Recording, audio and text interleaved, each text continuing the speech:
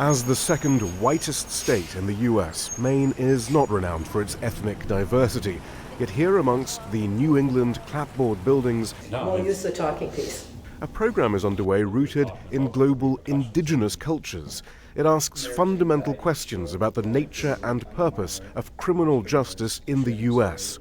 Prisoners are being released early so that they can learn from their crimes. It hurts their family, it hurts, their surroundings, such as the community. The key is talking within a circle. There are kind of five keystone questions that we think about. What happened?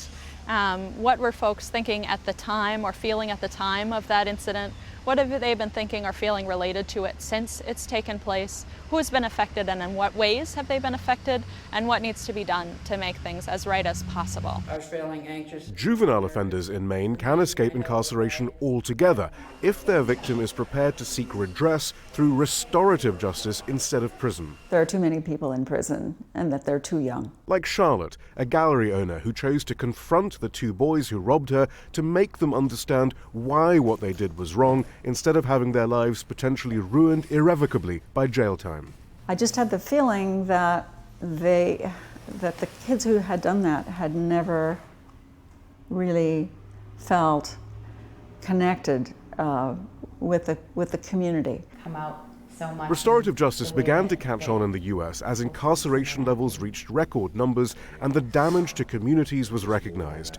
In some states, modern US law enforcement is looking to Aboriginal tradition. It was in their best interest to bring them to the center and say, gosh, you have really erred here, you have really messed up, and we've got to figure out a way for you to learn from your misbehavior, to make it up to the people that you've harmed, and to return to being a functional, productive member of our community. I go to school right over there. Giff Campbell would still be locked up in a juvenile facility had it not been for Maine's restorative justice program.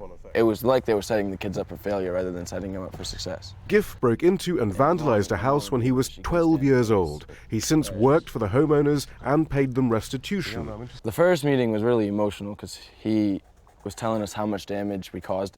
Giff is returning to school soon. He's clear about his goal. Wait, it's on your arm? Yeah, I just got that tattooed the other day, actually. And those like Giff who make amends this way are less likely to re-offend. And almost all those offended against feel justice has been served. Shihab Ratansi, Al Jazeera, Maine.